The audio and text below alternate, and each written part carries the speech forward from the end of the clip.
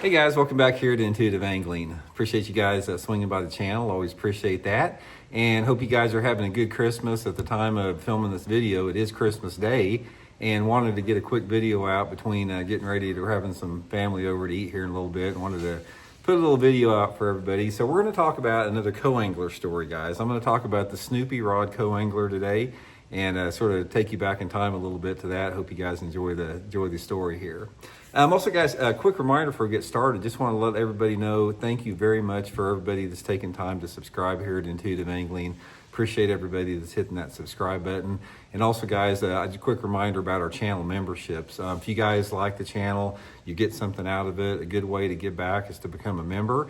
And as a member, guys, you get free videos every week, private ones that are not seen by the public. And I'll give you my email address so you can email me personally, and you can ask me any question you want to about fishing, and I'll do the best I can to help you guys out. So just go to my homepage, guys, or my YouTube homepage, and there's a little button that says join. Just hit that for information, so appreciate that.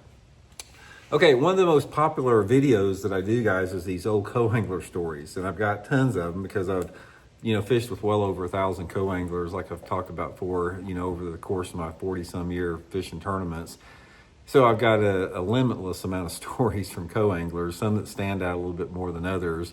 But anyway, guys, I want to tell you another story here about this actually happened at the same tournament that I just did the video earlier this weekend. I was talking about the earlier video where I drew this one co-angler out that actually, set out a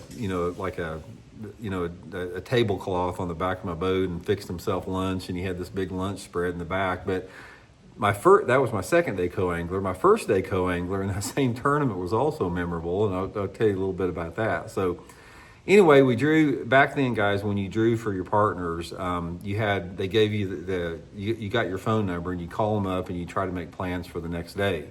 So anyway, we talked. My co-angler the night before the tournament, sort of told him what I was doing, and he didn't ask me many questions. He said, "Well, that's fine. Where do you want to meet at?" So told him we'd meet down here at the dock, 6 o'clock or something like that.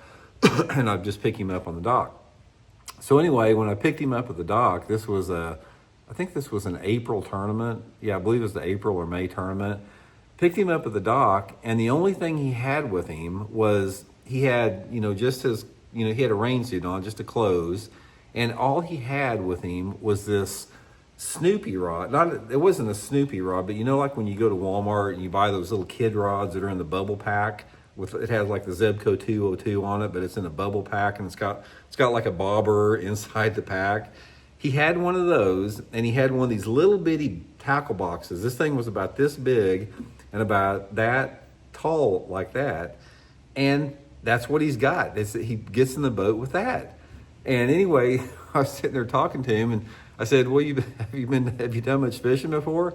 He goes, "No, I'm just getting started." He goes, "That's why I entered this tournament. I wanted to learn about fishing." So went down and got me a rod and reel outfit and a tackle box. I'm like, I didn't want to make him feel bad. It's like, so have you fished any at all? He goes, "Yeah, I fished a little bit in farm ponds and stuff like that."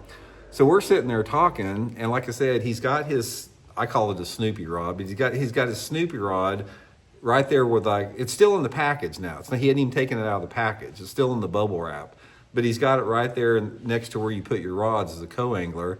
And I said, "Well, what do you got in your tackle box there?" So anyway, I opened this tackle box up, and it's a little bitty one like that. And he's got like a beetle spin in there.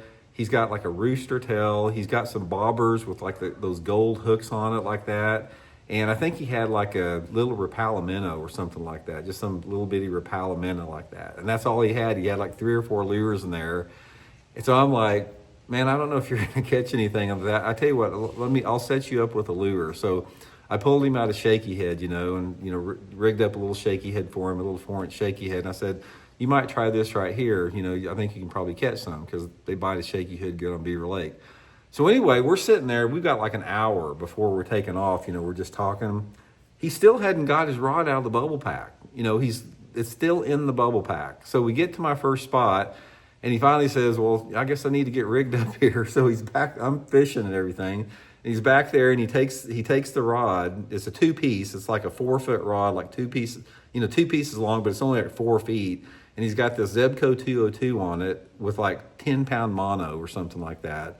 gets it out of there and everything, gets it rigged up, and tell him to throw the shaky head on it. So he rigs the shaky head up on it. I show him how to tie the knot. He didn't know how to tie a knot.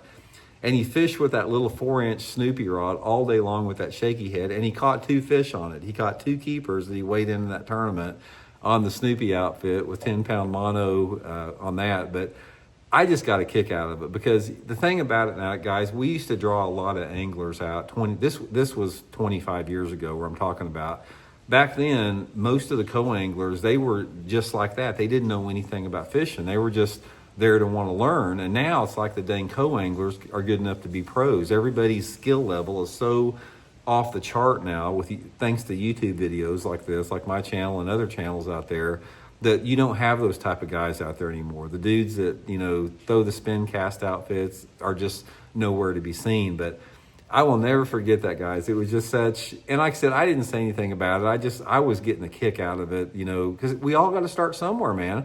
It's like we're all starting somewhere in fishing. So you can't ever make fun or say anything bad about somebody that doesn't know anything about fishing, because like I said, we all started there. We all we have to begin at that same beginning level. And some of us may not have people to teach us, but that was definitely a memorable experience, the Snoopy Rod co-angler there. So anyway, I hope you enjoyed it, guys. We'll talk later.